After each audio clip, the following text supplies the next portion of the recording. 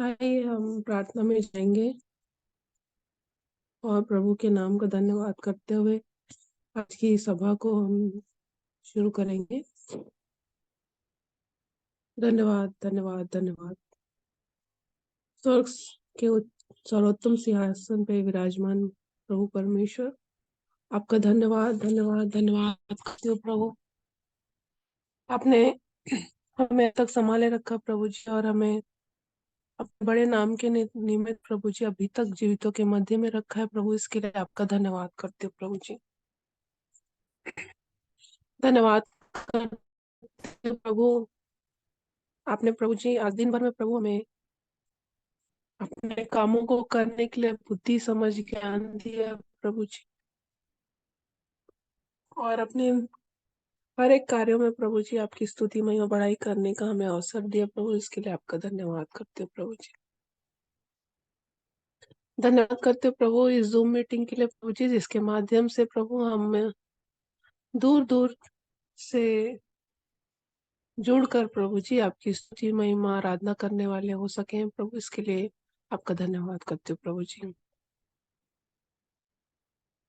धन्यवाद करती हूँ कि आपने प्रभु जी हमें हर पल प्रभु जी हर परिस्थितियों में प्रभु जी संभाले रखा है, और हमें प्रभु जी अपने सर्वोत्तम जीवन से प्रभु जी हमें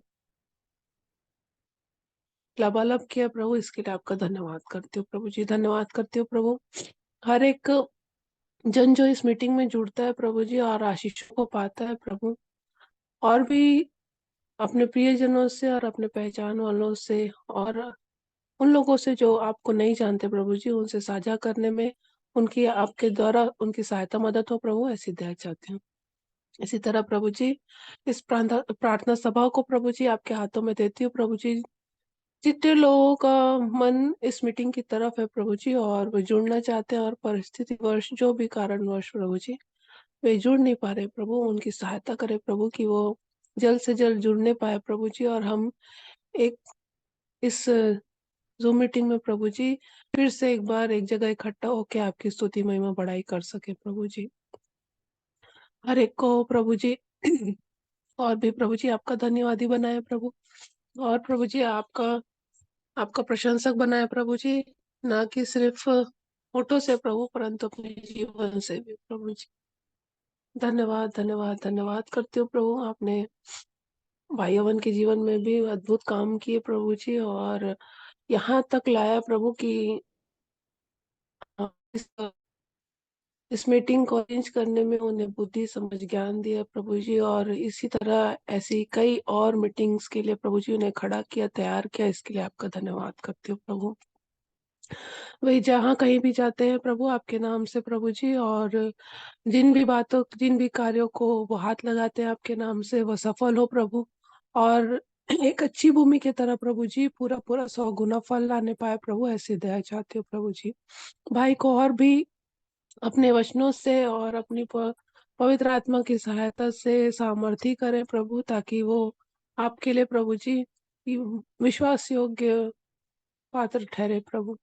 इसी तरह प्रभु जी हम में से हर एक प्रभु जी जो आपके राज्य के लिए समान होना चाहता है प्रभु जी, उस सभी के मनों को और उन सभी की तैयारियों को आपके हाथों में देती हूँ प्रभु जी, ताकि हर एक कोई प्रभु जी आपकी इच्छा के अनुसार और प्रभु जी आपके वचनों के अनुसार बनने पाए प्रभु जी। जैसा जैसा आप चाहते हैं प्रभु जी वैसे वैसा प्रभु जी हमें से हर एक का जीवन होने पाए प्रभु जी। फिर से एक बार प्रभु आपके हाथों में सारी परिस्थितियों को और आने वाली हर एक बातों के लिए, प्रार्थनाओं के लिए, गवाहियों के लिए आपकी ओर ताकती हूँ प्रभु जी। हमें से हर एक के मन को प्रभु जी जितने अब तक जुड़ गए हैं प्रभु जी, और जितने अभी तक जुड़ना चाहते हैं प्रभु जी, जुड़ना चाह रहे हैं, उन सबों को आपके हाथों में सौंपती हूँ प्रभु, ताकि हम इकट्ठे होकर आपके नाम को ऊंचा ऊंचा और ऊंचा करने वाले हो सके प्रभु। हमारे हमारे हृदय को, हमारे बोले बोलने के लिए शब्दों को और बुद्धि को, सब कुछ को आपके हाथों में सौंपती हूँ प्रभु जी। तब बातों में आप महिमा पाए प्रभु जी। हमें से हर एक अपनी गवाही को शेयर करके, वचनों को साझा करके एक दूसरे से आशीष पाने वाले हो सके, बल पाने वाले हो सके प्रभु जी। ऐसी दया चाहती है। जितने लोग गीत गाकर आपकी स्तुति महिमा बड़ाई करना चाहते हैं, उन सभी के लिए आपसे सहायता मदद मांगती हूँ प्रभु जी। उनके कंठों को खोले प्रभु, और वे आपको उत्तम भेंट चलाने वाले हो सके प्रभु। ऐसी दया चाहती हूँ।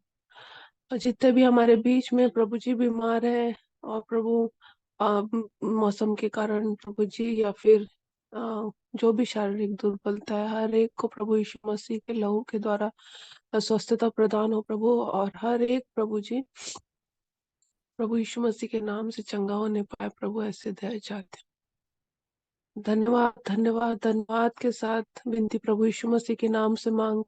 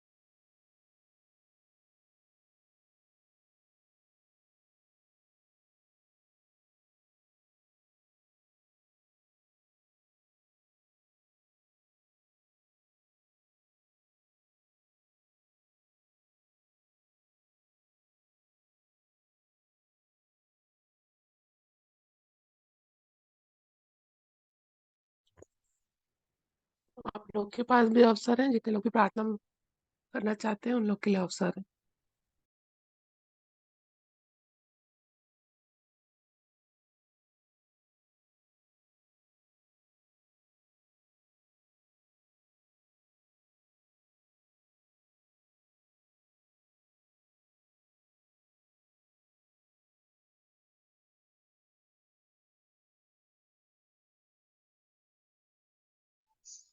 आइए हम प्रार्थना करेंगे।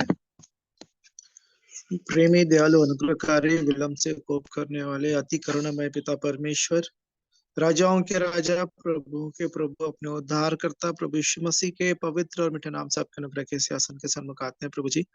आपके नाम को धन्य कहते सराहते हैं प्रभु जी, क्योंकि आप ही सारा आदर, सारी महिमा, सारी प्रशंसा, क्योंकि पिता परमेश्वर हैं प्रभु जी। आप ही के द्वारा सब कुछ रचा गया प्रभु जी। आप ही के लिए, आप ही की महिमा के लिए प्रभु जी हम हैं प्रभु जी। आपका धन्यवाद देते हैं। हमारा हम में कुछ भी नहीं है प्रभु जी, सब कुछ आपका दिया हुआ है प्रभु जी। हम आपके नाम को धन्य कहते हैं, आपके नाम को सराहते हैं। उसके बावजूद प्रभु जी, जब प्रभु जी हम पाप में गिर गए प्रभु जी, आपके विरोधी हो गए प्रभु जी। हाँ प्रभु जी, तब भी आपने प्रभु जी हम पे, हमसे इतना बड़ा प्रेम किया प्रभु जी, महान अगापे प्रेम किया जो हमारे समझ से परे है प्रभु जी। कि जब हम पापी थे प्रभु यीशु मसीह, आप अपना स्वर्ग राज का वैभव छोड़कर पृथ्वी पर आ गए, मनुष्य का रूप धारण किया, दास बन गए प्रभु जी, अपने आप को शून्य कर दिया, और यहाँ तक आज्ञाकारी रहे कि आपने उस क्रूस की मृत्यु को भी सह लिया प्रभु जी मेरे लिए। मैं आपका धन्यवाद धन्यवाद धन्यवाद देता हूँ प्रभु जी। इसी कारण आपका नाम सब नामों में सबसे ऊंचा नाम है प्रभु जी।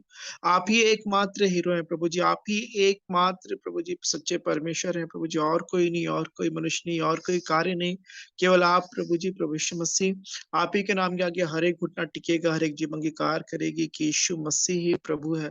हाँ प्रभु जी, आपके नाम को हम धन्य कहते हैं, आपके नाम को सराहते हैं। हाँ प्रभु जी, आपने हमें ये समय देते हैं प्रभु जी प्रतिदिन। हम मिटने गए आपके महाकरुणा का ही फल है, क्योंकि आपके दया हमारे जीवनों में अमर है। आपकी करुणा प्रतिभोर हमारे जीवन में नहीं होती जाती है प्रभु जी। और वो इसलिए है कि हम से कोई भी जन नाश ना हो, परंतु प्रभु जी हर एक जन को मन फिराव का अवसर मिले। और जिस तेजस्वी रूप में आप हमको बनाना चाहते हैं प्रभु जी, आपके स्वभाव में आप हमको ढालना चाहते हैं प्रभु जी, हम उसको प्राप्त करने पाए। आपका धन्यवाद देते हैं प्रभु जी इस वक्त हर एक प्रियो के लिए जो इसमें जुड़ चुके हैं।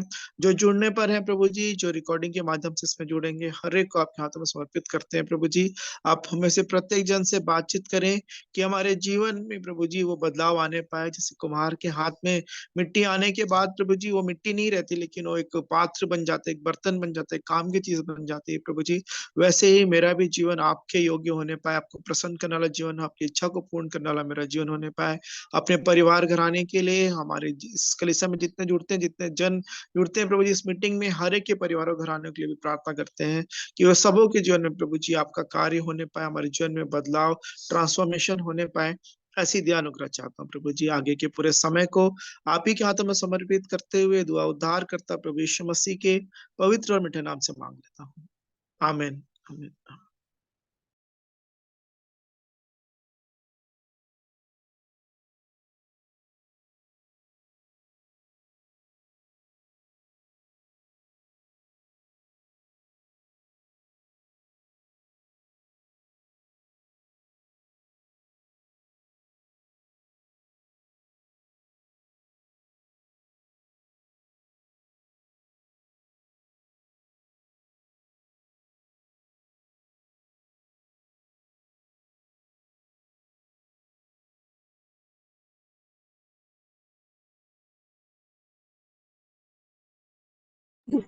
आप लोग के पास भी अवसर है, आप लोग भी प्रार्थना में आगे बढ़ सकते हैं, जिसको प्रभु प्रेरणा दे रहे हैं, तो प्रार्थना कर सकते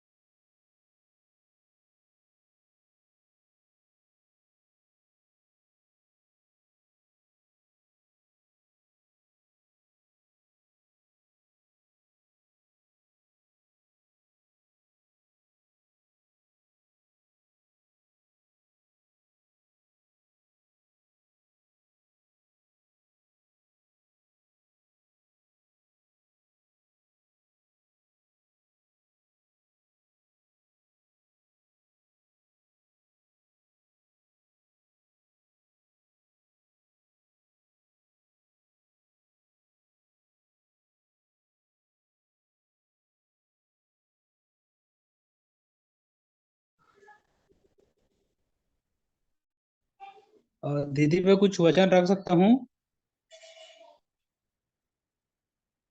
हैं। हाँ हाँ भाई, बिल्कुल।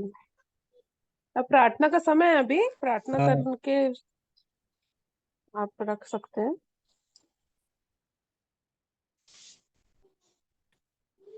ठीक ठीक दीदी, आइए प्रार्थना करते हैं। हे हमारे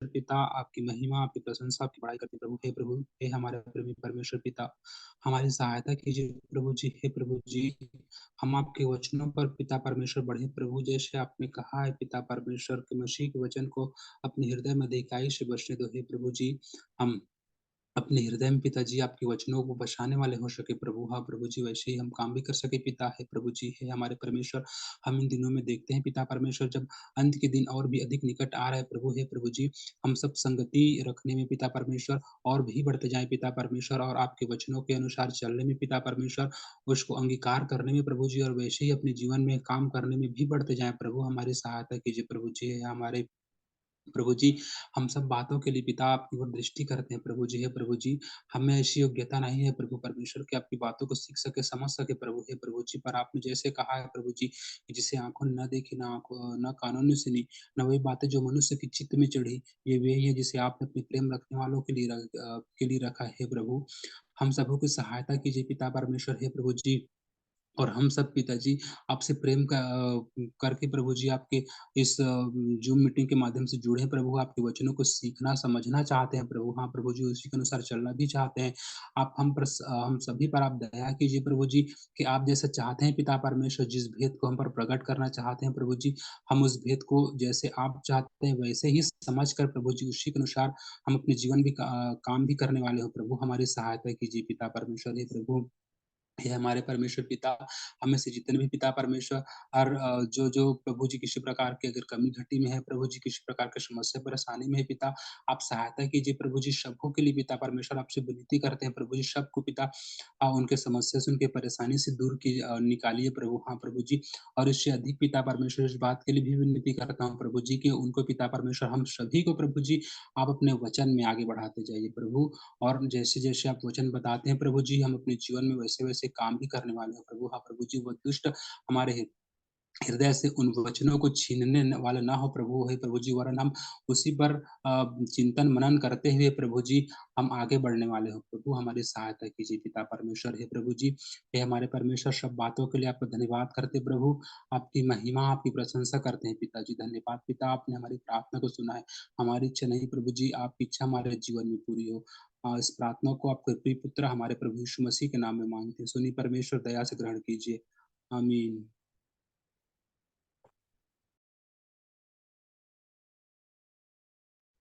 आमीन। हाँ भाई, रख सकते हैं, आप वचन रख रहे थे, आप वचन बोलना चाह रहे थे। जी, जी, जी, धन्यवाद। मैं कुछ पदों को पढ़ना चाहूँगा जिसके द्वारा प्रभु ने मुझसे बातें की। उत्पत्ति का 3 अध्याय, मैं पढ़ूँगा 17 पद को।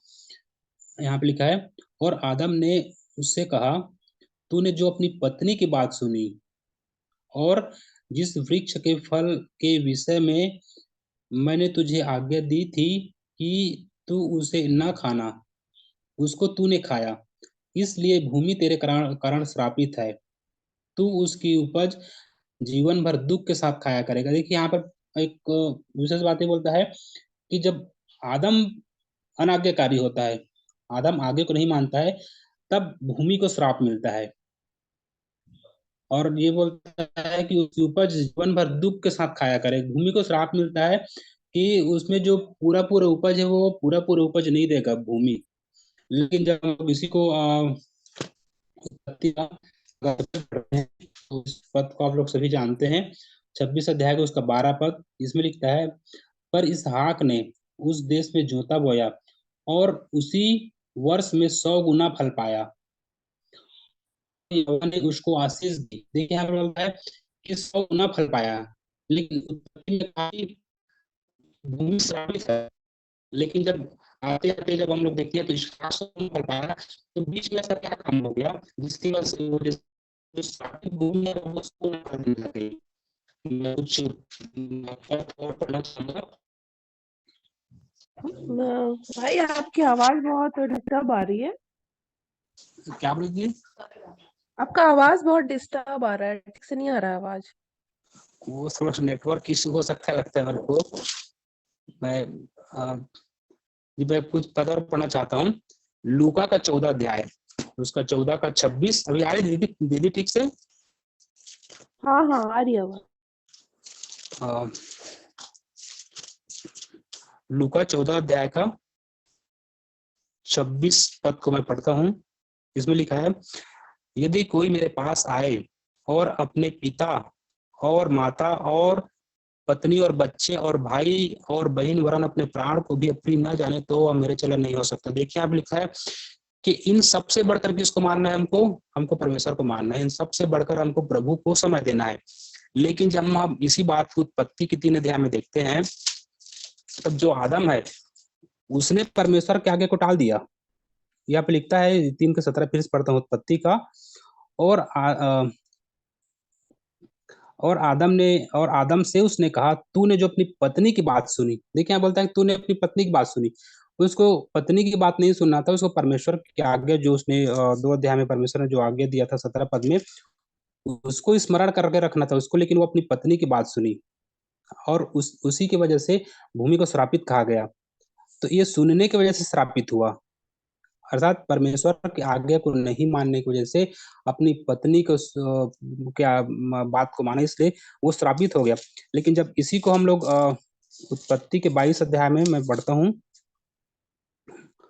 उत्पत्ति 22 अध्याय का 18 पद, यहाँ पे लिखा है, और पृथ्वी की सारी जातियां अपने को तेरे वंश के कारण धन्य मानेगी, क्योंकि तूने मेरी बात मानी है। देखिए यहाँ पर अब्राहम के विषय में परमेश्वर बोलता है कि तूने मेरी बात मानी है। जब हमने आदम के विषय में देखा तो आदम ने अब परमेश्वर की बात ना मानकर अपनी स्त्री की बात मान लिया था, लेकिन यहाँ पर अब्राहम ने परमेश्वर का बात माना, इसलिए उस पर आशीष और ये कहा कि सारी जातियां अपने को तेरे वंश के कारण धन्य मानेगी। और एक पद और इसी में पढ़ूंगा, उत्पत्ति 26 अध्याय का ही है, 26 अध्याय का 5 पद, यहाँ पे लिखा है, क्योंकि अब्राहम ने मेरी मानी और जो मैंने उसे सौंपा था उसको और मेरी आज्ञाओं, विधियों और व्यवस्था का पालन किया। यहाँ पर देखिए फिर क्या, अब्राहम ने मानी, अब्राहम के मानने के वजह से जो आशीष आया वो इसहाक पर आशीष आया और उसी की वजह से भूमि 100 गुना फिर से फल देने लगी। और जो अब्राहम ने जो आदम ने परमेश्वर के आज्ञा को ना मानकर अपनी स्त्री के बातों को माना, इस वजह से भूमि श्रापित हो गया था। तो इसके द्वारा प्रभु ने मुझसे बातें की। और एक और वचन में पढ़ना चाहूंगा, यहेजकेल का 20 अध्याय का 44 पद, यहाँ पे लिखा है, ये अलग है, मतलब दूसरा वचन है। जब मैं इसको पढ़ रहा था प्रभु ने इसके द्वारा भी मुझसे बातें की, कुछ पद में पढ़ रखूंगा। इसमें कहा है, इस्राएल के घराने, जब मैं तुम्हारे साथ तुम्हारे बुरे चाल चलन और बिगड़े हुए कामों के अनुसार नहीं, परंतु अपने ही नाम के निमित्त बर्ताव करूं, तब तुम जान लोगे कि मैं यहोवा हूँ, प्रभु यहोवा की ही वाणी। देखिए हम इधर पढ़ेंगे, इसका 20 अध्याय जब शुरू से पढ़ेंगे तो बहुत सारे उनके, तुमने मैं ऐसा कहा था, तुमने ये किया, तुमने ये किया, बहुत सारा इधर वचन लिखा हुआ है कि जो इजरायली परमेश्वर कहे अनुसार, यहोवा कहे अनुसार काम नहीं किए। पर यहाँ पे बोलता है कि हे इजराइल के घराने, जब मैं तुम्हारे साथ तुम्हारे बुरे चाल चलन और बिगड़े हुए कामों के अनुसार नहीं, मतलब हम ऐसे काम करते हैं कि हमारे काम बिगड़े हुए हैं, हमारे काम बुरे हैं, हमारे चाल चलन बुरे हैं, पर परमेश्वर हमारे उन बुरे कामों के अनुसार हमसे व्यवहार नहीं करता, और नहीं हमारे बिगड़े काम, हमारा काम जैसे भी हो। लेकिन परमेश्वर कैसे काम करता है, आगे में फिर इसमें लिखता है, परंतु अपने ही नाम के निमित्त बर्ताव करता है। देखिए परमेश्वर हम कैसे भी काम कर, लेकिन परमेश्वर अपने नाम के निमित्त हमसे बर्ताव करता है। जैसे परमेश्वर चाहता है वैसे ही हमसे बर्ताव करता है, न कि हमारे कामों के अनुसार। और यहाँ पे एक शब्द विशेष लिखा है, अपने नाम के निमित्त। तो परमेश्वर अपने नाम के निमित्त कैसे काम करता है, मैं एक पद पढ़ना चाहूंगा, यशायाह का 43 का मैं पढ़ता हूँ 25 पद। इसमें लिखा है, मैं वही हूँ जो अपने नाम के निमित्त तेरे अपराधों को मिटा देता हूँ और तेरे पापों को स्मरण न करूंगा। देखिए परमेश्वर अपने नाम के निमित्त क्या करता है, हमारे पाप को मिटाता है, हमारे अपराध को वो क्षमा कर देता है। ये परमेश्वर अपने नाम के निमित्त हमारे जीवन में काम करता है। एक पद और पढ़ना चाहूंगा, भजन संहिता का 109 उसका 21 पद है। यहाँ पे लिखा है, परंतु मुझसे हे हवा प्रभु, तू अपने नाम के निमित्त बर्ताव कर। देखिए जब हम यहेजकेल पढ़े तो उसमें यहोवा बोलता है कि मैं अपने नाम के निमित्त बर्ताव करूंगा, लेकिन यहाँ पे जब भजनकार लिख रहे हैं तो बोलता है कि तू अपने नाम के निमित्त मुझसे काम कर। मतलब ये एक बार फिर पढ़ता हूँ, परंतु मुझसे हे हवा प्रभु, तू अपने नाम के निमित्त बर्ताव कर, तेरी करुणा तो बड़ी है, इसलिए तू मुझे छुटकारा दे। तो हम जब भजनकार कह रहा है कि अपने नाम के निमित्त, और वैसे ही परमेश्वर अपने नाम के निमित्त हमें हमारे पापों अपराधों से क्षमा देता है, छुटकारा देता है उससे, हमारे अपराध से। ये परमेश्वर के नाम के निमित्त एक हमारे जीवन में काम करता है। मैं एक पद और पढ़ता हूँ इसी में, पहला यूहन्ना 4 अध्याय का उसका 8वां पद। हाँ, इसमें लिखता है, जो प्रेम नहीं रखता वह परमेश्वर को नहीं जानता, क्योंकि परमेश्वर प्रेम है।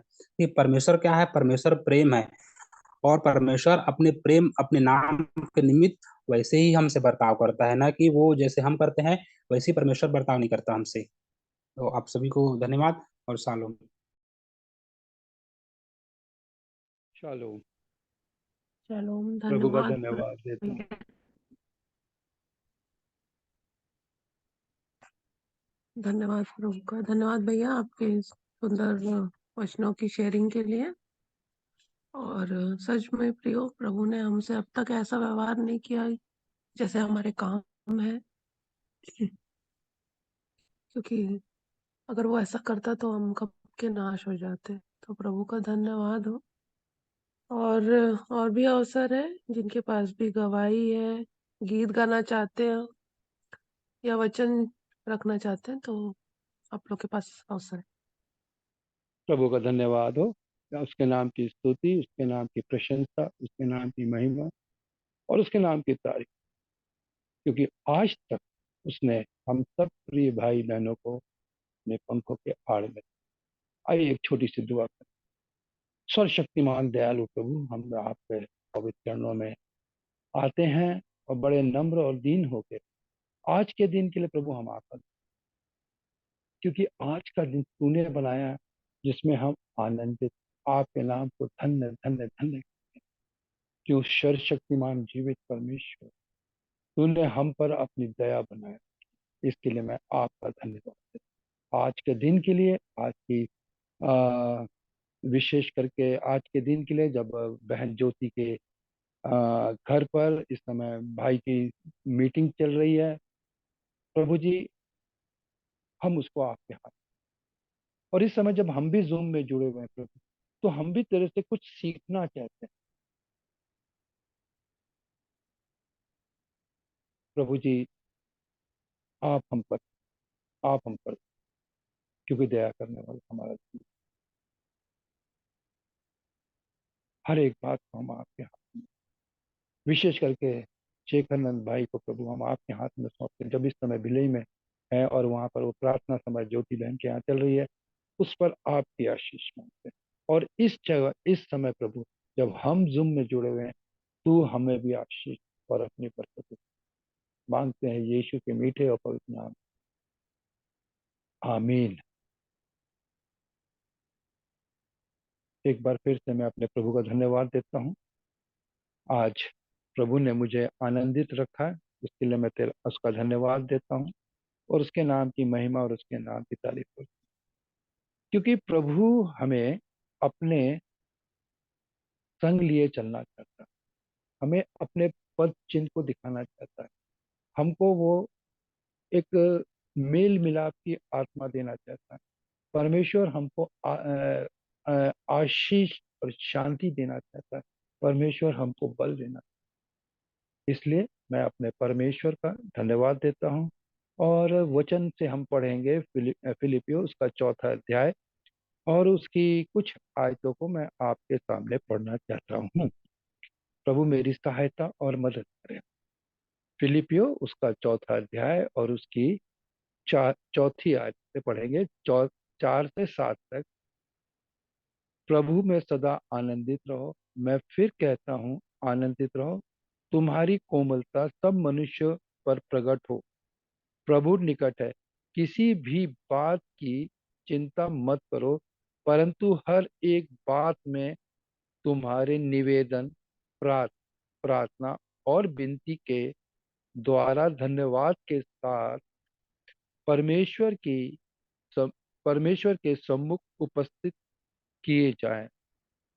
तब परमेश्वर की शांति, जो समझ से बिल्कुल परे है, तुम्हारे हृदय और तुम्हारे विचारों को मसीह यीशु में सुरक्षित रखेगी। सच में ये जीवित कलाम है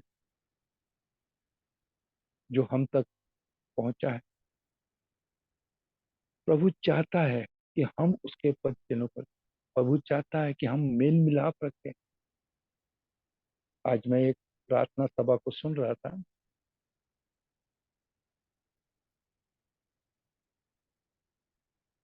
उनका ये कहना था कि हम किस प्रकार अपने पद चिन्ह पर चलेंगे, हम कैसे मेल मिलाप रखेंगे।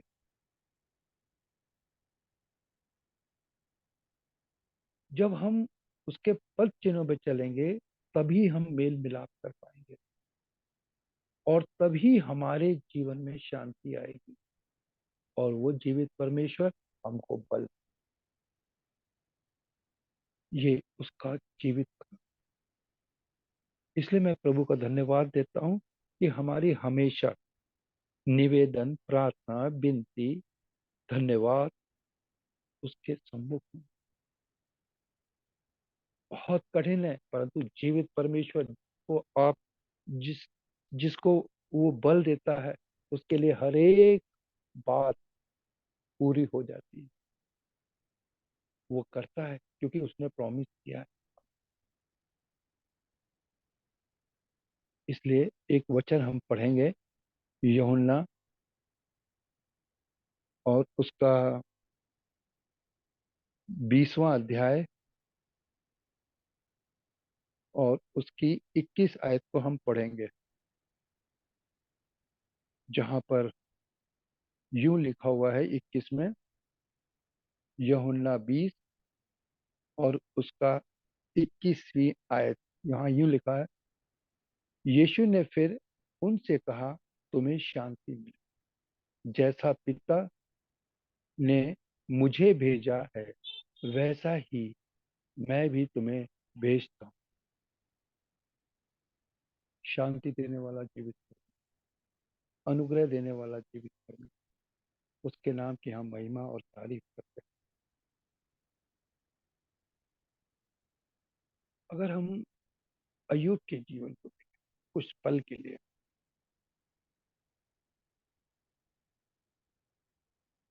कितना नम्र और दीन, कितना परमेश्वर के हजूरी में बना रहता, फिर भी परीक्षा के समय में परमेश्वर ने उसको छोड़ा नहीं था, ना ही त्यागा था। उसके लिए एक परीक्षा की घड़ी थी। इसी पर एक सवाल मेरे को अभी भी जस्ट मेरे दिमाग में आता है। पहले मैं अय्यूब का वो पढ़ लेता हूँ, अय्यूब उसका 22वां अध्याय और उसकी 21 आयत। उसके बाद आप सबके सामने वो प्रश्न रखूंगा। जहाँ लिखा हुआ है 21 में, उससे मेल मिलाप कर तब मुझे शांति मिलेगी और इससे तेरी भलाई होगी। अब मैं अपने उस प्रश्न पर आता हूँ, इसी अय्यूब के जीवन पर। आप सबको मालूम है कि परमेश्वर ने अय्यूब को कितना धनवान व्यक्ति बनाया।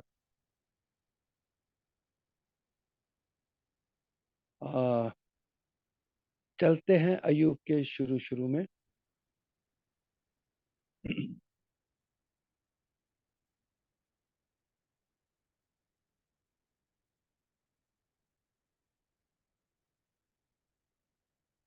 अय्यूब प्रति सप्ताह अपने बेटे और अपनी बेटियों के लिए उपवास करता था, बलिदान चढ़ाया करता था,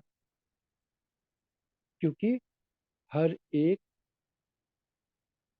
आनंदित, हर एक प्रभु में बने रहे। बहुत सी बातें हैं इसमें, परंतु मेरा प्रश्न अब धीरे धीरे की तरफ मैं चल रहा हूँ। आप भी सोचिएगा, आप सब लोग ग्रुप में जुड़े हैं और ये कोशिश करिएगा कि बताने के लिए कि क्या, हाँ, कि मैं जो जो उसका उत्तर आपको बताना पड़े। अयूब को परमेश्वर ने इतनी आशीष दी थी, इतना दिया था, और बाद में क्या क्या दिया उसको? सब डबल कर दिया। सब, चाहे भेड़, बकरियां, ऊंट, बैल, जान, जो जो था उसके पास, सबको डबल कर दिया। आप सबको मालूम है और हमको भी मालूम है, और मैं, आप सब बाइबल पढ़ने वाले हैं इसलिए आप सबों को मालूम है।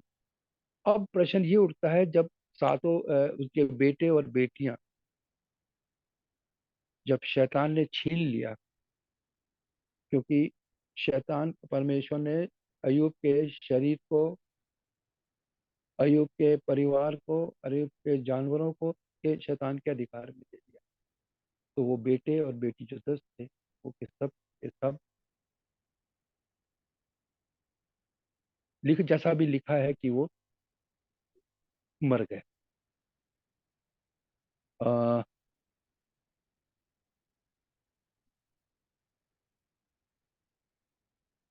परंतु अंत में जब परमेश्वर ने उसको आशीष दी तो उसके 10 बेटे उसके बेटे और बेटियां वही परमेश्वर ने उसको दी। पर क्यों दी 10? जब परमेश्वर ने उसको जानवरों को दिया, आशीष से भर दिया, सब डबल डबल कर दिया, तो इस बात पे परमेश्वर ने उसको क्यों छोड़ा? बड़ा सिंपल सा सवाल है। अगर हम लोग जरा सा भी दिमाग में इस बात को डालेंगे, परमेश्वर ने क्यों नहीं दिया उसके बेटे और बेटियां? अगर एक एक मिनट हम रुकते हैं इस विषय पर आगे।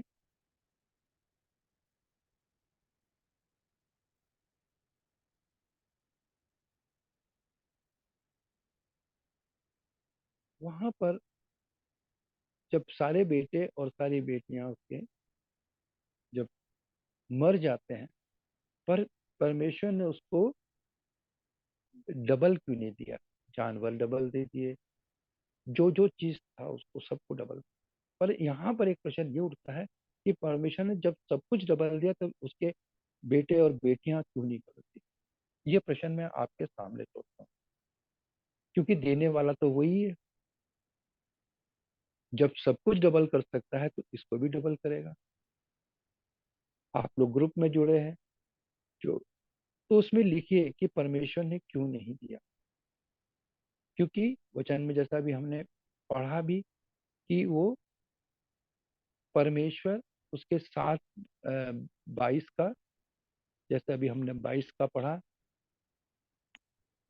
कि शांति देने वाला,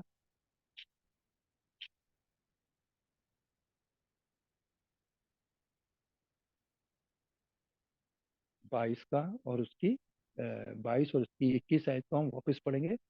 उस उससे मेल मिलाप कर, तब तुझे शांति मिलेगी और तुझे तेरी और इससे तेरी भलाई। ये परमेश्वर का है। ये प्रश्न आ गया मेरे, ये बीच का है, परंतु ये प्रश्न मैंने आपके सामने डाल दिया कि परमेश्वर ने उसके बच्चों की डबल आशीष क्यों दी। इसका उत्तर आप व्हाट्सएप पर भी डाल सकते हैं।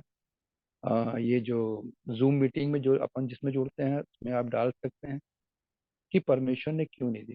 अब अपन चलते हैं वापस कि वो कहता है कि हमें मेल मिलाप और शांति दे, क्योंकि उसकी शांति समझ से परे। जैसे भी हमने पढ़ा यूहन्ना में क्या क्या चीज, फिलिपियों में पढ़ा हमने। एक और आयत पढ़ेंगे हम भजन संहिता से, भजन संहिता और उसकी 29 अध्याय और उसकी 11वीं आयत में हम पढ़ेंगे। वहां यूं लिखा है, यहोवा अपनी प्रजा को बल देगा, यहोवा अपनी प्रजा को शांति भी शांति की आशीष देगा। हर एक चीज का देने वाला परमेश्वर है, बल भी देता है, शांति। देखिए आप वचन में कि परमेश्वर कैसे कैसे अपने आशीष अपने लोगों को देता। अगर इस व्याख्या पर करें तो बहुत समय लगेगा, परंतु नहीं, हम समय को देखते हुए हर एक काम को पूरा करें। यहाँ लिखा हुआ है वो बल देने वाला है, शांति देने वाला है, अपनी प्रजा को शांति और आशीष देना। तो हमको अपने जीवित परमेश्वर पर अपनी निगाहें बनाए और उस पर विश्वास में बने रहें। एक और देखेंगे लूका का, हम चलते हैं लूका पर। लूका उसका 2 अध्याय और उसका 14th वर्ष, जहां पर यूं लिखा हुआ है, लूका 2 और उसका 14th वर्ष, कि आकाश में परमेश्वर की महिमा और पृथ्वी पर उन मनुष्यों की जिससे वह प्रसन्न है शांति हो। हमको वो शांति देना, बल देना, अपनी आशीषों से भर देना चाहता है, परंतु हमको रुकना पड़ेगा। उसकी ओर ताकना पड़ेगा, उसकी ओर निहारना पड़ेगा कि हमारा परमेश्वर हमसे क्या चाहता है। इसलिए बार बार फिलिपियों की वो वायस अर्थ मेरे को आती है कि फिलिपियों में जैसा लिखा हुआ है कि सदा आनंदित रहो। परमेश्वर कोमलता कोमलता सब मनुष्यों के बीच में प्रकट हो। किसी भी बात की चिंता मत करो, परंतु हर एक बात में उसका निवेदन, प्रार्थना और विनती और धन्यवाद और परमेश्वर के सम्मुख उपस्थित हो, क्योंकि वह हमारे हृदय में राज करने वाला परमेश्वर है। तब परमेश्वर की शांति जो समझ से बिल्कुल परे है तुम्हारे हृदय में और तुम्हारे विचारों को मसीह यीशु में सुरक्षित। ये हमारा परमेश्वर।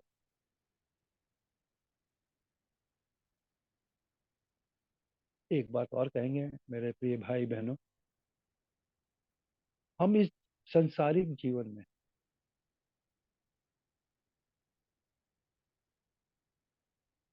बहुत छोटी छोटी बातों में भी हम चूक जाते हैं। कई बार प्रभु के दासों ने बताया कि एक छोटी छोटी बातों में हम चूकते हैं और पाप कर जाते हैं। इसका मतलब ये नहीं है कि परमेश्वर हमको छोड़ देते। हमें वापस नील डाउन होना है, हमें वापस उसके चरणों में आना पड़ेगा, अपनी गलतियों को उसके सामने रखना पड़ेगा। तभी तो वो हमको क्षमा करेगा, तभी तो वो हमको अपने पंखों के आड़ में छिपा लेगा।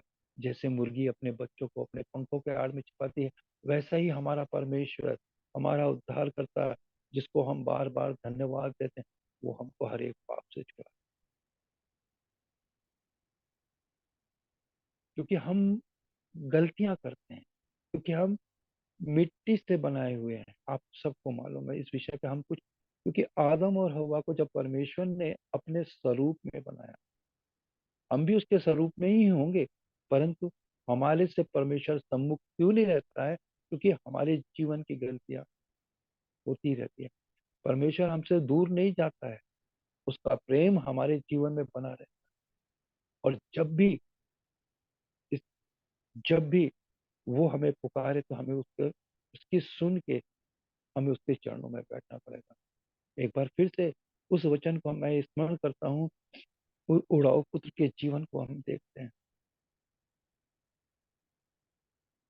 जब उड़ाऊ पुत्र अपने पिता से अपनी धन संपत्ति लेके सब कुछ खत्म कर दिया, सारा चीज जो भी उसके पास था, जब वह भूखा मरने लगा, जब वह सुअरों की फली खाने लगा, तब उसको अपने पिता का घर याद आया। और आज हम भी अपने उस पिता के घर को याद करते हैं, जिसने हमारे लिए संसार में रह के नाना प्रकार से दुख का उठाया, हमारे पापों के लिए, मेरे पापों के लिए, हम सबों के पापों के लिए। और इसीलिए आज हम उसके चरणों में बैठे। इसीलिए परमेश्वर कहता है उसकी शांति, उसकी आशीष, उसका बल जो देता है वो हमको देता है, ताकि हम उसमें बने रहें, हम उसकी सामर्थ पाते जाएं, हम उसके साथ हमेशा मेल मिलाप करें। गलतियां भी हो तो भी हम उसके चरणों में चले जाएं और उससे वापस अपना मेल मिलाप करें, क्योंकि वो हमारा जीव। एक और आयत पढ़ेंगे, यूहन्ना 14,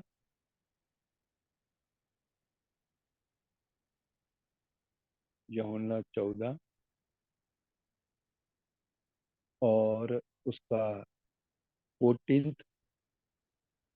14वीं आयत।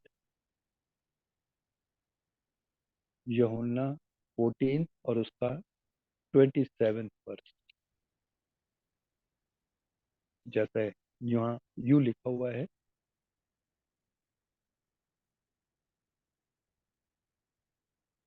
27 में यू लिखा हुआ है, यूहन्ना 14 और उसका 27। मैं तुम्हें शांति मैं तुम्हें शांति दिए जाता हूँ, अपनी शांति तुम्हें देता हूँ, जैसे संसार देता है मैं तुम्हें नहीं देता। तुम्हारा मन ना घबराए और ना डरे। वो परमेश्वर हमारा जो हमको शांति दिए जाता। हाँ प्रभु का हम धन्यवाद देते हैं। एक और आयत पढ़ेंगे, लूका उसका लूका उसका 24 अध्याय और उसकी 36 और 38 आयत को मैं पढ़ना चाहता हूँ आपके सामने। अ, ये बातें ये बातें कह ही रहे थे कि वह आप ही उनके बीच में आ खड़ा हुआ और उनसे कहा तुम्हें शांति मिले।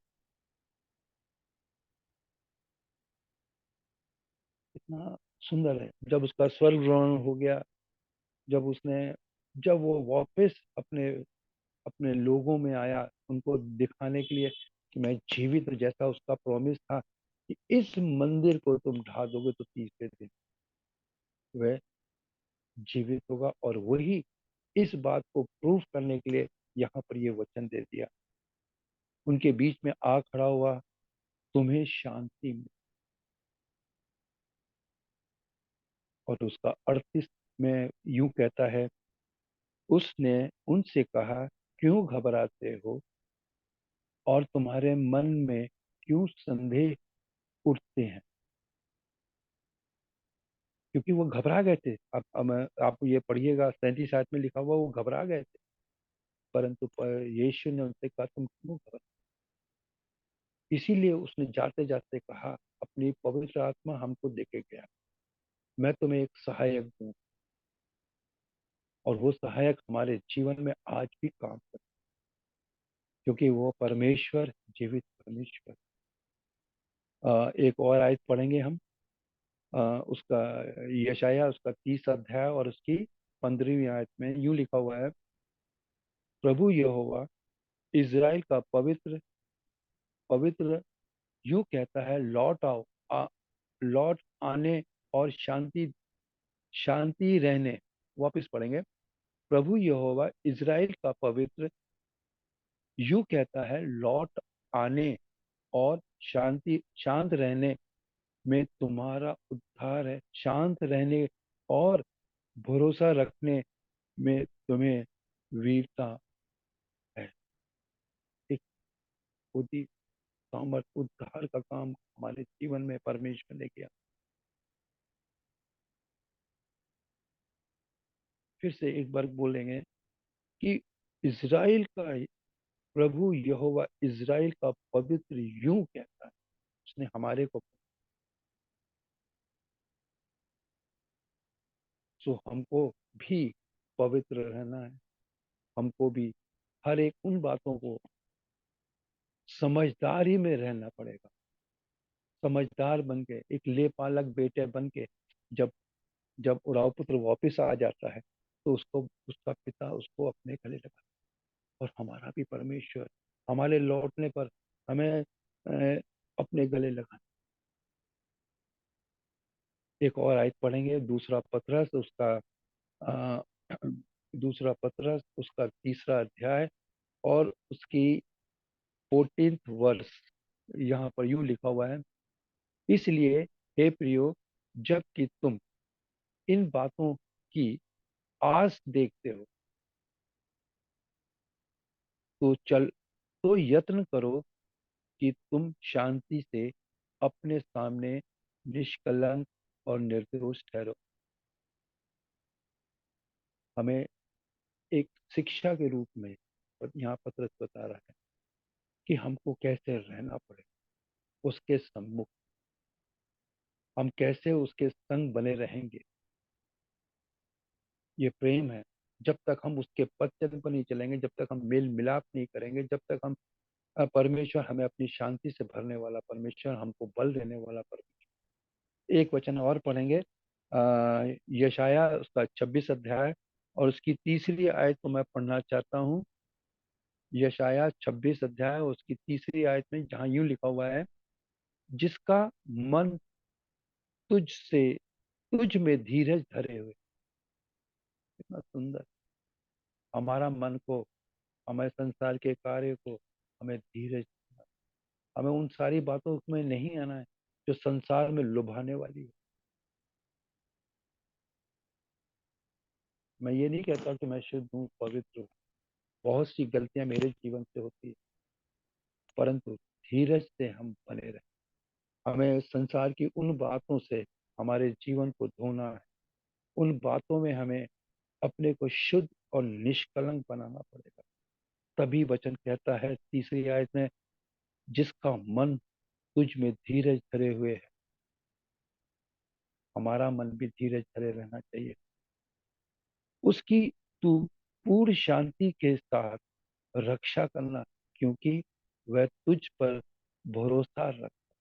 हमारा भरोसा किस पर है? हमारे जीवित परमेश्वर। हम किस पर विश्वास करते हैं? हमारे उस उद्धारकर्ता परमेश्वर पर जिसने हमको बनाया है। और हम उस पर विश्वास करते हैं जिसने हमारे लिए अपने प्राण दिए।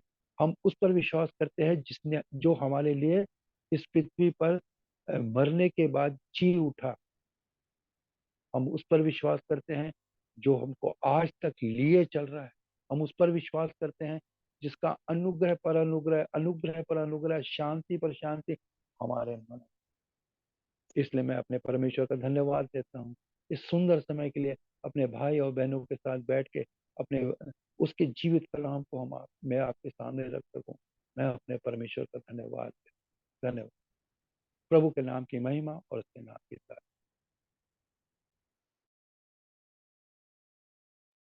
धन्यवाद विजय अंकल।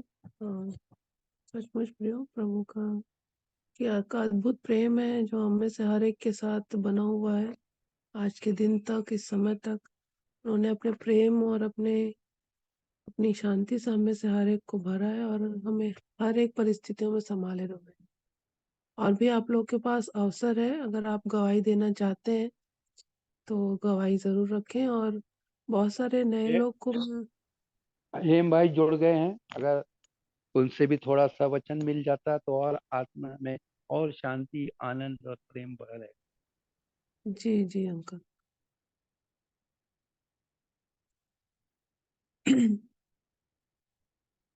जय मसीह की सबको एक बार शालोम। हेम अंकल को भी अवसर है और मैं वेलकम बोलना चाहूंगी जितने लोग भी बहुत समय बाद जुड़े हैं या पहली बार जुड़े हैं, क्योंकि 2-3 नए लोगों का नंबर दिख रहा है, नाम दिख रहा है। तो सभी को फिर से एक बार शालोम और वेलकम। हेम अंकल को अवसर है।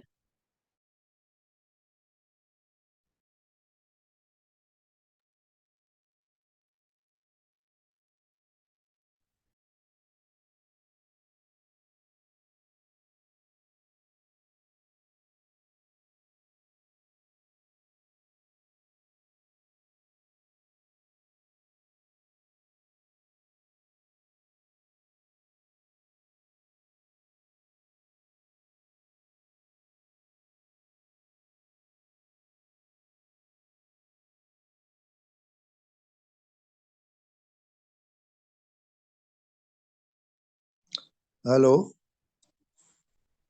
जी जी जय मसीह की। अंकल। मेरी आवाज आ रही है? आ हाँ, रही हेलो, है अंकल। मेरी आवाज आ रही है? जी अंकल, आ रही है, आपकी आवाज आ रही है। थोड़ी सी बात है, समय हो गया तो भी आप लोगों ने अवसर दिया, इसलिए मैं परमेश्वर पिता का धन्यवाद करता हूँ। थोड़ी सी बात जो आज मैं मेरे मनन का विषय रहा, उसी में से कुछ बातों को मैं आपके सामने रखना चाहूंगा। इब्रानी 2 अध्याय, इब्रानियों की पत्री उसका 2रा अध्याय,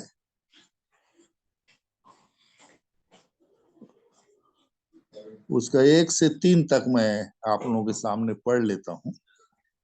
इब्रानी 2 अध्याय 1 से 3 वचन,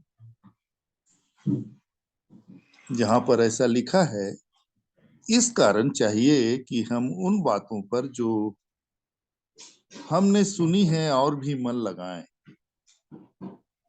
ऐसा ना हो कि बहक कर उनसे दूर चले जाए, क्योंकि जो वचन स्वर्गदूतों के द्वारा कहा गया था, जब वह स्थिर रहा और हर एक अपराध और आज्ञा न मानने का ठीक ठीक बदला मिला,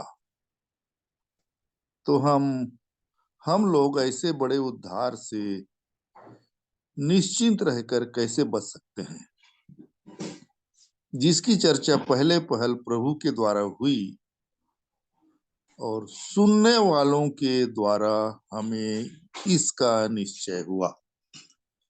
तो प्रभु इन वचनों से मेरी और आपकी सहायता करे। जब मैं आज ऐसी लगातार जो मेरा वचन का पठन है उसको मैं पढ़ते पढ़ते इब्रानी तक पहुंचा, और जब इस वचन को आज सुबह मैं ध्यान कर रहा था तो वचन ऐसा कहता है कि हम उन बातों पर जो हमने सुनी है और भी मन लगाएं। अब मैं और आप अपने जीवन को देखें कि इस उम्र तक, आज तक हमने क्या क्या सुना है। पहली बात तो सुना है या नहीं सुना है। बीते दिनों में इस पर ध्यान कर रहा था और जो बातें मैंने याद आता है आप लोगों के मध्य रखी कि हमने सुना कब। सुने हुआ वचन किसको बोलेंगे? जिसपे हमने चलने का प्रयास किया, जिसको हमने समझ लिया और उस वचन को फॉलो कर रहे हैं।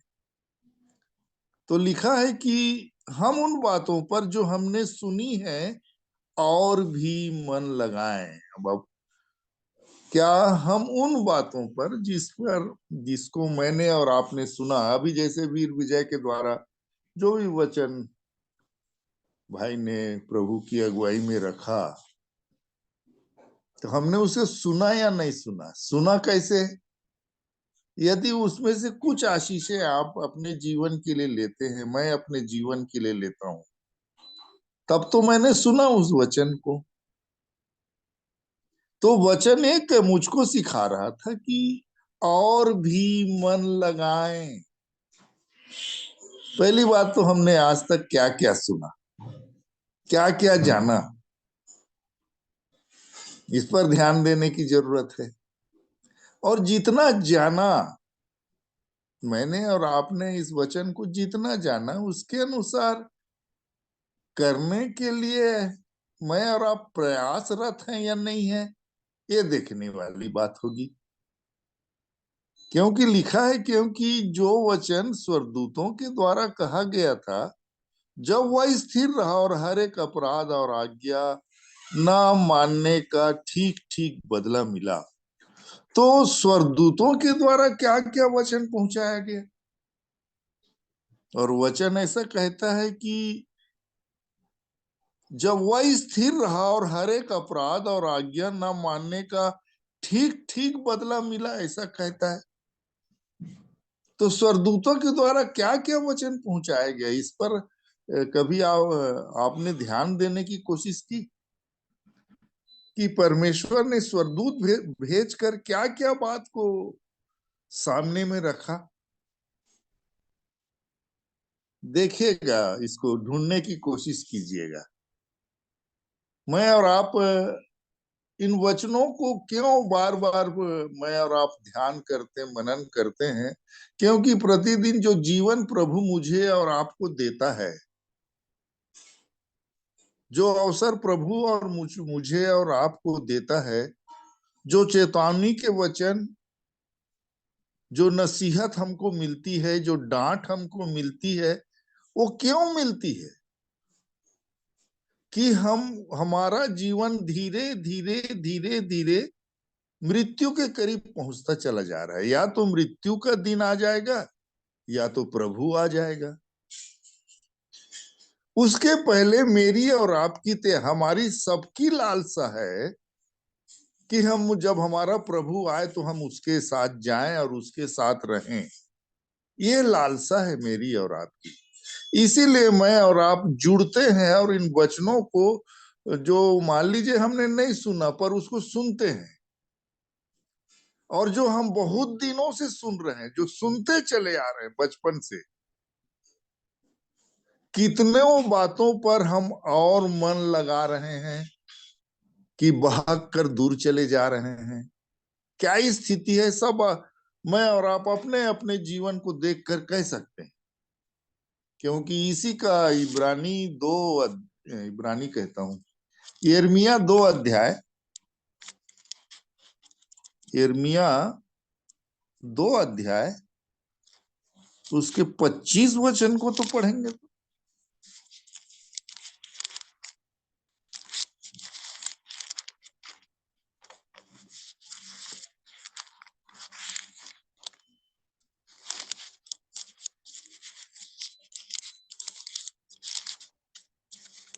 यिर्मयाह 2 उसका 25 वचन, यहां पर वचन ऐसा कहता है, अपने पांव नंगे और गला सुखाए मत न रहा, परंतु तूने कहा नहीं, ऐसा नहीं हो सकता, क्योंकि मेरा प्रेम दूसरों से हो गया है और मैं उनके पीछे चलती रहूंगी। ये इज़राइल का उत्तर है, जिसको प्रभु कह रहा है कि अपने पांव नंगे और गला सुखाए मत रख। इसी यशायाह 58 के 1 और 2 वचन को देखिए तो,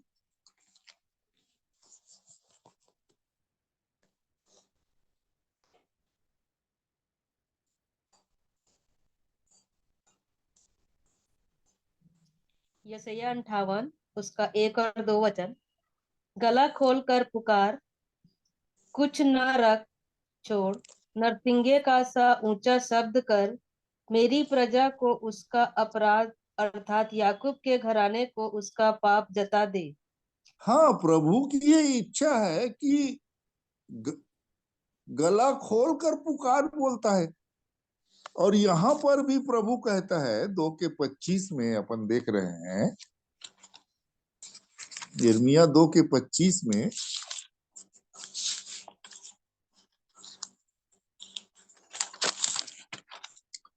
अपने पांव नंगे और गला को मत सुखा ले तू, पर वो जो मेल के सुसमाचार के जूते पहनना चाहिए उसको तो हमने उतार तो नहीं लिया है, कहीं पांव नंगा है। और प्रभु हम मुझे और आपको भेजना चाहता है, पर मैं और आप ये बोल रहे हैं मेरा प्रेम तो अब दूसरे से लग गया है, संसार और संसार की बातों पर, शरीर और शरीर की बातों पर, नाना प्रकार की चिंताओं पर, इधर तो प्रेम नहीं हो गया है। इसीलिए जब आप कलीसियाओं का जो वर्णन आप लोग जानते हैं सब, तो वो कहता है तूने अपना पहला सा प्रेम छोड़ दिया है। और वचन इब्रानी में मुझको और आपको सिखा रहा है कि जो बातें मैंने और आपने सुनी उस पर और भी मन लगाएं। तो अपने अपने मन की स्थिति को मैं और आप देखें, नाना प्रकार की चिंताओं से ग्रसित होके, जबकि प्रभु के ऐसे ऐसे वचन को मैंने और आपने सुना और रखा है, जानते हैं, मुखाग्र होगा कि किसी भी बात की चिंता मत करो बोलता है। जैसे अभी भाई फिलिप्पी 4:4 से रख रहे थे कि सदा आनंदित रहो, और वहां लिखता है कि किसी भी बात की चिंता मत करो, पर तुम्हारे निवेदन, विनती और धन्यवाद के साथ परमेश्वर के सामने उपस्थित कर दो। जो आपकी चिंता है उसको परमेश्वर के सामने रख दो। उसी प्रकार जब पहला पत्रस 5 के 7 वचन को आप देखते हैं, तो किसी भी बात की चिंता मत करो बोलते हैं। पर मैं और आप देखिए, इन वचनों को सुने हैं, पर प्रतिदिन के जीवन में, या मैं और आप अपने अपने विषय में कह सकते हैं कैसी सोच है मेरी, क्या सचमुच हम अपनी सारी चिंताओं को प्रभु के सामने रख दिए हैं? क्योंकि वो भी ये बोलता है कि मुझको तुम्हारा ध्यान है। ये भी जानते हैं कि मेरा और आपका प्रभु मेरा और आपका ध्यान रखने वाला है। वो मेरे और आपके लिए कल्पना करता है, इन वचनों को भी जानते हैं। फिर उसके बावजूद जीवन कैसा जीना है? क्या मैं और आप सचमुच वैसा भरोसा करते हैं जैसा भरोसा जो संपूर्ण मन से मेरे पास आते हैं? ऐसा लिखता है। तो हम तो, मैं अपने जीवन के लिए कहता हूं, अधूरे मन से आ रहे हैं। चिंता भी है और प्रभु के साथ रहना भी चाहते हैं। विचित्र सी स्थिति है मेरी और आप लोगों के बारे में मैं नहीं कह सकता, पर इन्हीं सारे वचनों से मैं अपने जीवन के लिए सीख रहा था मेरे आदरणीयों, कि वचन कहता है हम और भी मन लगाएं। और मन के बारे में तो बोलने की आवश्यकता नहीं है, आप सब जानते हैं मन की क्या स्थिति। आप अपने मन के बारे में बोल सकते हैं, क्या स्थिति है, कहाँ लगा रहता है। आज का दिन मिला, सुबह से शाम तक मन किधर था? और वचन मुझको सिखा रहा है कि और भी मन लगाएं, ऐसा ना हो कि भागकर दूर चले जाएं। क्योंकि जहां मन बहका तो दिन ब दिन एक एक स्टेप में और आप धीरे धीरे उन सारे आशीषों से जो परमेश्वर ने मेरे और आपके जीवन के लिए रखा है, उससे मैं और आप दूर होते चले जाते हैं, दूरियां बनानी शुरू हो जाती है। प्रभु सहायता करे इन अंत के दिनों में परमेश्वर का वचन जो हम प्रतिदिन जुड़ते हैं और इन वचनों पर ध्यान देते हैं, तो जिन बातों को सुना उस पर और भी मन लगाएं, लग जाएं उन वचनों को पूरा करने के लिए।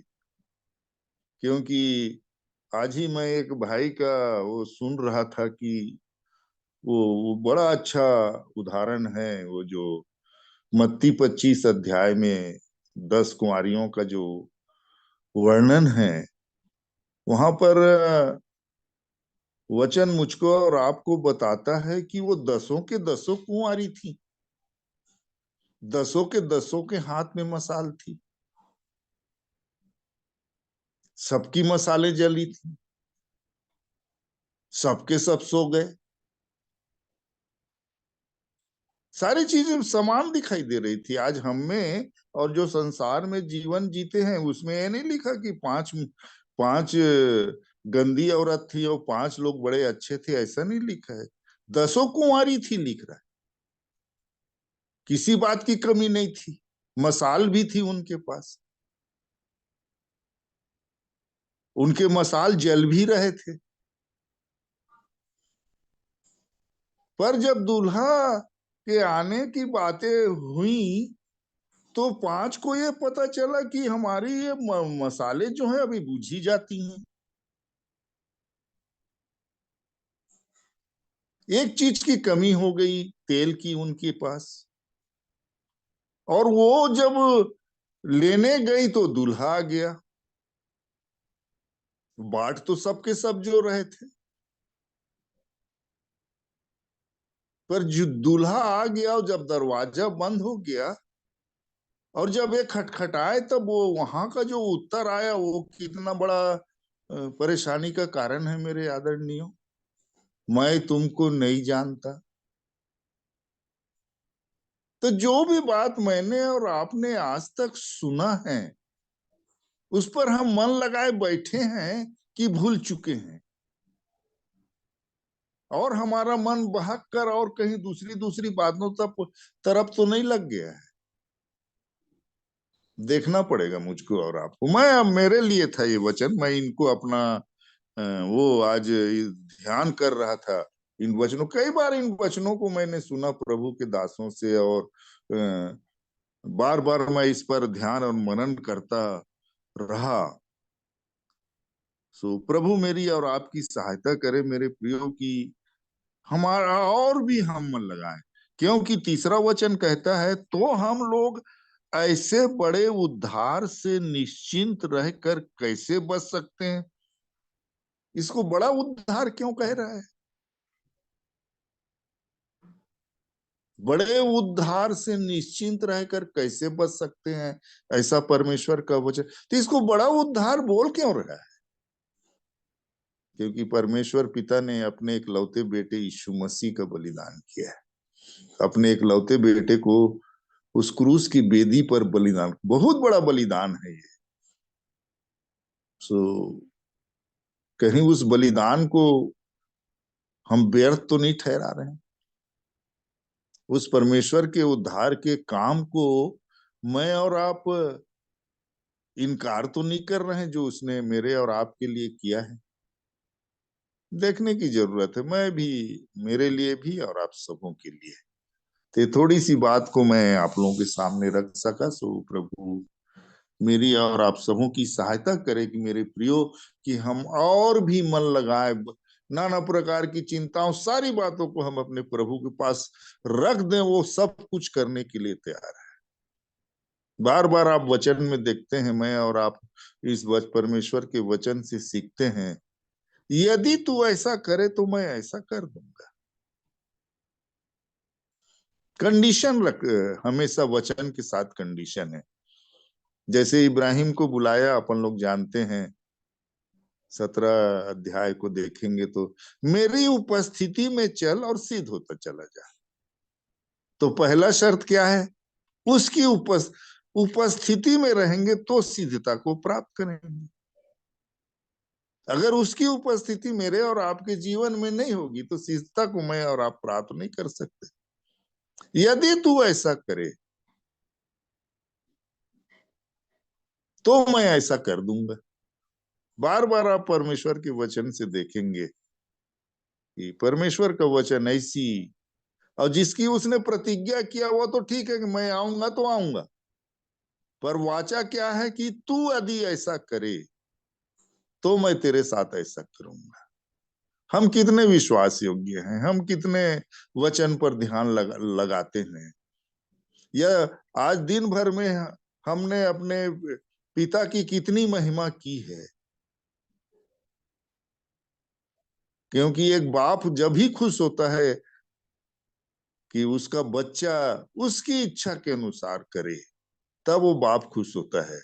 उसी प्रकार अच्छा बेटा और ईमानदार बेटा, विश्वास योग्य बेटा वो है जो हमेशा अपने बाप को खुश रखना चाहता है, उसकी महिमा हो ऐसा काम करता है। हम प्रतिदिन के जीवन में मेरी और आपकी क्या स्थिति है?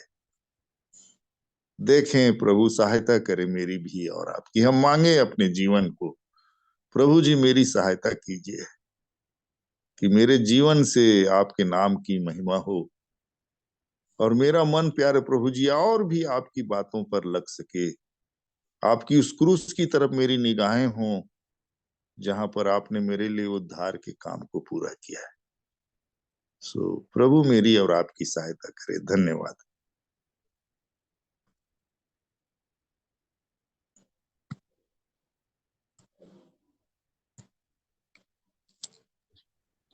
धन्यवाद अंकल सुंदर वचनों के लिए। और सचमुच ये बात हमारे लिए बहुत ही गंभीर तरीके से लेने के योग्य है कि हम अपने जीवन में प्रभु को कितना, किस तरह से और कितना कैसे स्थान दे रहे हैं।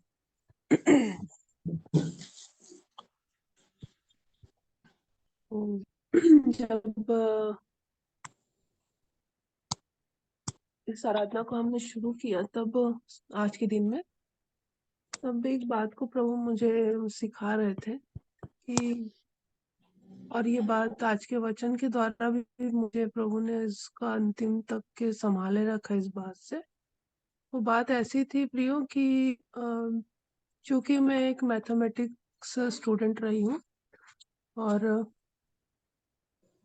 हम सबको प्रभु ने इस चीज का बेसिक नॉलेज दिया है कि जब हम क्लास 1 में रहते हैं तब हमको प्लस माइनस, मल्टीप्लिकेशन और डिवीजन, प्लस माइनस पहले सिखाया जाता है, फिर थोड़ा बढ़ते हैं तो थर्ड या फोर्थ में मल्टीप्लिकेशन और डिवीजन सिखाया जाता है, गुणा और भाग, जोड़ और घटाना, फिर गुणा और भाग, ये सिखाया जाता है। ये हमारे जीवन का सबसे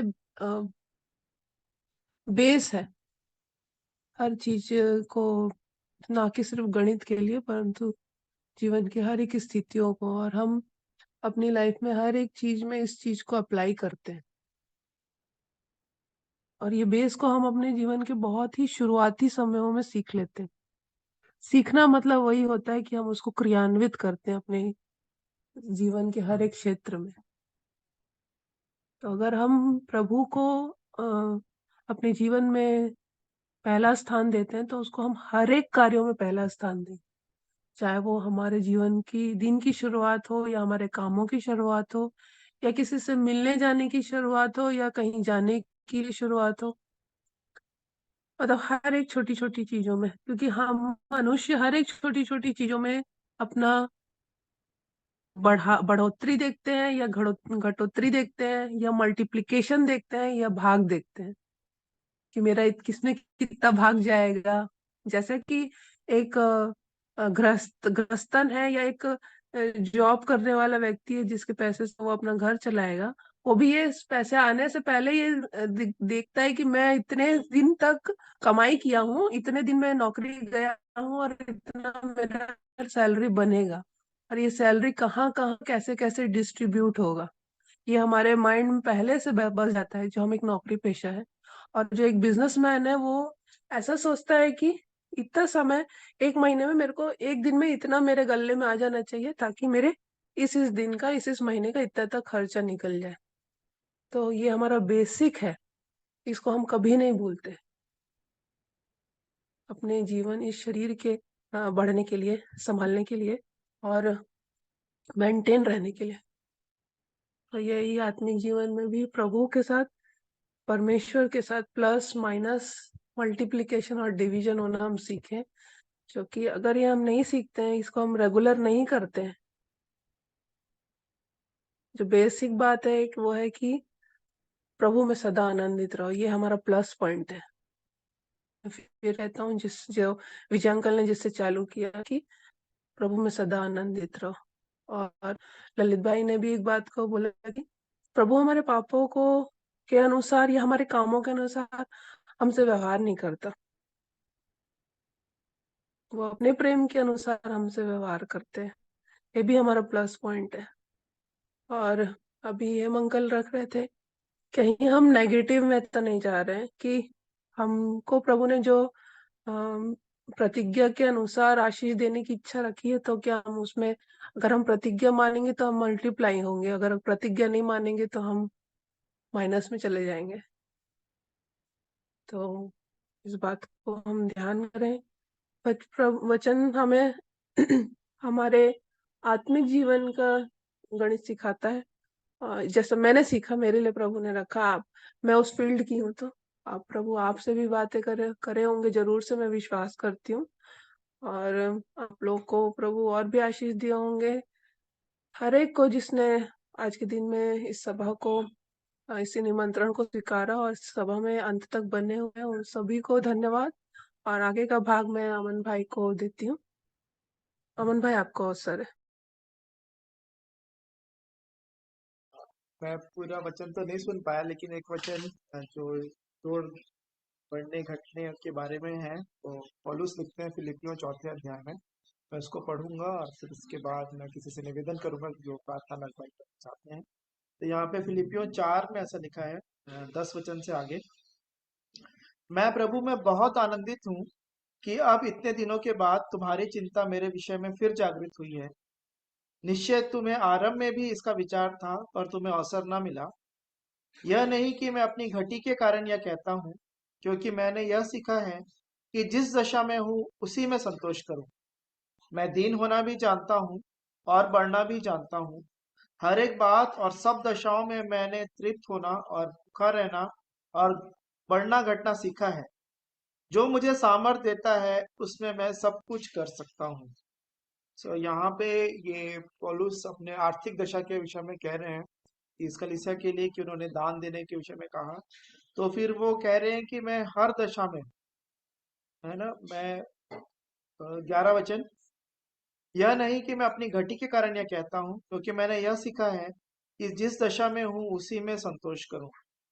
मैं दीन होना भी जानता हूँ और बढ़ना भी जानता हूँ। हर एक बात और सब दशाओं में मैंने तृप्त होना, भूखा रहना और बढ़ना घटना सीखा है। जो मुझे सामर्थ देता है उसमें मैं सब कुछ कर सकता हूँ।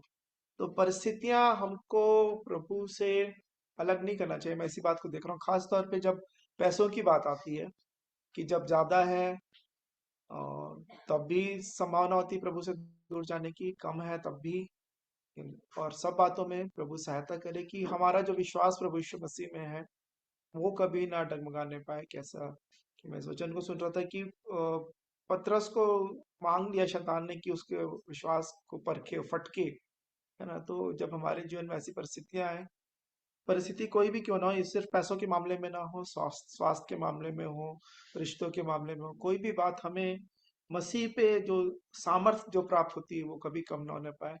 प्रभु में से ही हम हर एक परिस्थितियों में सामर्थ पाने पाए। मैं अभी अपने जीवन के विषय में ही देख रहा था कि जब अच्छा चल रहा है तब मैं प्रभु के पीछे हूँ, जब अच्छा नहीं चल रहा है तब मैं कैसे हूँ, और हर परिस्थितियों में। सो प्रभु मेरी और हम सबों की सहायता करे। और अभी मैं निवेदन करूंगा, कोई भी प्रिय जिन जो प्रार्थना में अगुवाई करना चाहते हैं वो अंतिम प्रार्थना करके करें, ताकि हम फिर सभा हम समाप्त करेंगे।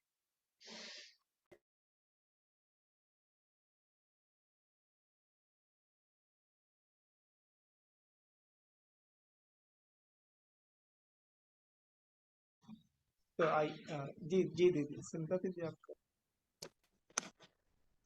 आइए हम प्रार्थना में जाएंगे।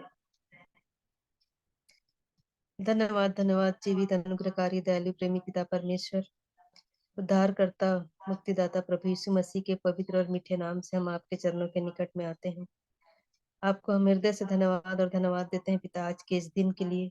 हम प्रत्येक के जीवन में पिता आपने इस नए दिन को जोड़ा, हमें भला चंगा जीवित रखा, और सुबह से लेकर अभी तक हर एक बातों में आपने हमारी सहायता मदद अगुवाई की है। इसके लिए हम आपका हृदय से धन्यवाद करते हैं, धन्यवाद देते हैं पिता सुंदर झुंड के लिए पिता। इस झुंड में प्रभु जी जुड़कर हम जो भी बातों को सीख रहे हैं, बहुत ही अद्भुत वचनों को पिता आप किसी न किसी के माध्यम से हमारे जीवन के लिए, जो हमारे जीवन में जो आवश्यकताएं हैं पिता, उन बातों को आप अपने वचन से हमें बताते हैं। इसके लिए हम आपका हृदय से धन्यवाद करते हैं, धन्यवाद देते हैं प्यारे प्रभु जी। जो भी आज वचन हम सुने हैं प्यारे प्रभु जी, कि सुनी हुई बातों पर हम और भी मन लगाने वाले हो सके प्यारे पिता। हम चाहे कहीं पर से भी हम आपके वचन को सुन रहे हो, चाहे यूट्यूब के माध्यम से हो, चाहे और भी आपके दास दासियों से या किसी भी गवाही से भी यदि हम कुछ वचनों को सुन रहे हैं पिता, तो उन सुने हुए वचनों पर हम और भी मन लगाने वाले हो सके और उसके अनुसार चलने वाले हो सके पिता। और हर बार आप इन्हीं बातों को हमारे जीवन में आप बता रहे हैं प्रभु जी, कि यदि हम सुन रहे हैं तो उस पर हमको चलना भी चाहिए पिता। इसके लिए हम आपका हृदय से धन्यवाद करते हैं कि आप प्रभु जी इस अद्भुत वचनों को हम तक आप भेज रहे हैं, और हमें किसी भी बात की चिंता नहीं करना है पिता। हमें अपने मुख को खोलकर, गला खोलकर आपको हर एक उन बातों को कहना है जो हमारे मन के अंदर रहती है प्यारे प्रभु जी। इसलिए प्यारे प्रभु जी हमें किसी भी बात की चिंता नहीं करना है। हर एक बातों में प्रभु जी आपने कहा है कि आनंदित रहो, मैं फिर कहता हूँ आनंदित रहो। सच में प्यारे पिता, जब हम आपके करीब आते हैं तो आप हमें उस आनंद की भरपूरी से हमें हमारे जीवन को आप बना देते हैं पिता। इसके लिए हम आपका हृदय से धन्यवाद देते हैं पिता। किसी भी प्रकार की समस्याएं क्यों ना हो हमारे जीवन में, हम आप में बने रहते हैं, आपके वचन की संगति में रहते हैं, उठते बैठते हैं, तो आप उन वचनों से बोलते बातचीत करते हैं, और हमें प्रभु जी आप असीम शांति को हमारे जीवन में आप देते हैं। इसके लिए हम आपका हृदय से धन्यवाद करते हैं प्यारे प्रभु जी। हमारे दुखों को प्रभु जी आप अपने ऊपर ले लिया कि हमारा जीवन सुखी हो सके पिता। हम धन्यवाद देते हैं प्यारे प्रभु जी कि हमारे जब प्रभु जी आपने इतने कोड़े खाए कि हम प्रभु जी किसी भी प्रकार की बीमारी हमारे जीवन में न हो और हमें चंगाई मिले करके प्यारे पिता। हमारा प्रभु जी सम्मान होकर के आपने कितने अपमान को सहा प्यारे प्रभु जी। अद्भुत प्रभु जी, इस योजना के लिए हम आपको हृदय से धन्यवाद धन्यवाद करते हैं पिता, कि आपने अपने इकलौते पुत्र को हम प्रत्येक के जीवन के लिए प्रभु जी भेजा, कि हम उनके द्वारा इन अद्भुत बातों को सीख पा रहे हैं। इसके लिए हम आपका हृदय से धन्यवाद करते हैं पिता। जो भी वचन आज हमने सुना है, हर एक के जीवनों में पिता, हर एक के मनों में आप कार्य करें प्रभु जी। जितने भी इस ग्रुप में जुड़े हैं, छोटे बड़े बुजुर्ग, हर एक को आपके हाथों में हम सौंपते हैं, कि हम न सिर्फ सुनने वाले हो प्रभु जी, बल्कि उस सुने हुए वचनों पर और भी हम मन लगाकर उस पर मनन करने वाले हो सके, और उन वचनों से आप हमें क्या बताना चाह रहे हैं, उन बातों को हम ठीक ठीक समझने वाले हो सके प्रभु जी। विजय अंकल के लिए, हेम अंकल के लिए भी हम धन्यवाद देते हैं कि उनमें होकर प्रभु जी आप वचन से हमें आप बताए हैं। इसके लिए हम आपका हृदय से धन्यवाद करते हैं। उनके जीवनों को और भी आप प्रभु जी बल ताकत सामर्थ दीजिए कि और भी वचन में और आगे बढ़ सके, और प्रभु जी उन्हें बलवंत बनाए पिता। जो भी दुख तकलीफ में है, बीमार में है, हर एक की दुख तकलीफों को, बीमारियों को आप दूर करें प्रभु जी। हम उस अयुब के लिए भी प्रार्थना करते हैं पिता, जो भी तकलीफें उसके शरीर में है, आपके नाम से वो ठीक होने पाए प्रभु जी। जहाँ पर भी उनका ट्रीटमेंट हो रहा है, हर एक डॉक्टर नर्सेस को आपके हाथ में सौंपते हैं पिता, कि उनका ट्रीटमेंट अच्छे से हो सके और वो चंगाई को प्राप्त कर सके प्यारे प्रभु जी। इसी प्रकार हम प्रार्थना करते हैं और भी इस ग्रुप में जितने भी दुख तकलीफ में है, हम बंजारे आंटी के लिए भी धन्यवाद देते हैं पिता। अद्भुत गवाही को आप हमने सुना है कि उन्हें प्रभु जी आपने प्रभु जी अद्भुत रीति से चंगाई को दिए हैं, कि वो बोल भी नहीं पाती थी, लेकिन आज प्रभु जी कल जबकि उन्होंने आपकी महिमा प्रशंसा बढ़ाई उन्होंने की है पिता, आपके नाम को हम धन्य कहते हैं पिता, कि सच में आप हमारी प्रार्थनाओं को बड़े ही जल्द सुनकर उसका जवाब दे देते हैं प्रभु जी। और उन्हें आपने प्रभु जी खड़ा किया, इसके लिए हम धन्यवाद देते हैं। और भी यदि कोई दुख में है, परेशानी में है, चिंताओं में है, व्याकुलताओं में है पिता, हर एक की दुख तकलीफ परेशानी चिंताओं को आप प्रभु जी दूर करें पिता। हर एक को पिता आनंद से भरिए प्यारे प्रभु जी, कि हम प्रभु जी आनंदित होकर आपके वचन को और भी जो हमें बताना चाहते हैं उसे हम ठीक ठीक समझ सके, जान सके, उसके अनुसार चलने वाले हो सके प्यारे पिता। इस रात की बेला में पिता हम प्रत्येक को आपके सामर्थ्य हाथों में सौंपते हैं। हमें मीठी नींद दीजिए, हर प्रकार के डर भय से हमें बचा करके रखिए पिता, गलत सोच विचारों से प्रभु जी हमें दूर रखिए प्यारे पिता। और हमारे मन में पिता आपके वचन को हम स्मरण करते हुए प्रभु जी, हर उन बातों को याद करते हुए पिता, हम इस रात की बेला में हम सोने वाले हो सके पिता। और हम प्रार्थना करते हैं पिता कि यदि आपकी इच्छा हो तो कल के दिन हमारे जीवन में दिखाएं कि हम फिर से आपकी महिमा स्तुति प्रशंसा करने के योग्य होने पाए प्रभु जी। सारा आदर महिमा भक्ति जलाल हम आपको देते हैं, और इस ग्रुप के प्रत्येक छोटे बड़े बुजुर्ग सभी को आपके हाथों में सौंपते हुए इस प्रार्थना को उद्धारकर्ता मसीह यीशु के नाम से मांग लेते हैं, आमीन। आमीन। आमीन। आमीन। परमेश्वर पिता का धन्यवाद देते हैं प्रभु यीशु मसीह में कि आज की संगति का अवसर उन्होंने हमको प्रदान किया, और आप सबों का भी जो आप इसमें जुड़ सके हैं, हम परमेश्वर पिता का धन्यवाद देते हैं। और कल फिर हम प्रभु के दया अनुग्रह में हम जुड़ेंगे। शाम 7 बजे से संगति का प्रार्थना का समय है, और उसके बाद 7:30 से संगति का। आप सभी आमंत्रित हैं, दूसरों को भी आमंत्रित कर सकते हैं।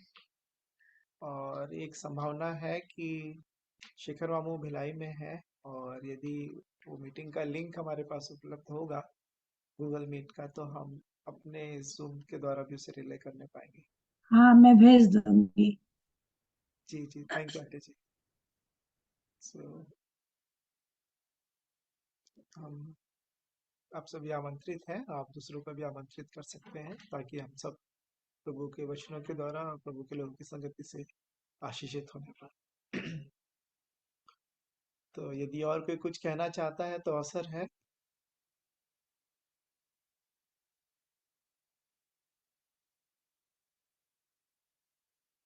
नहीं तो फिर हम मीटिंग एंड करेंगे।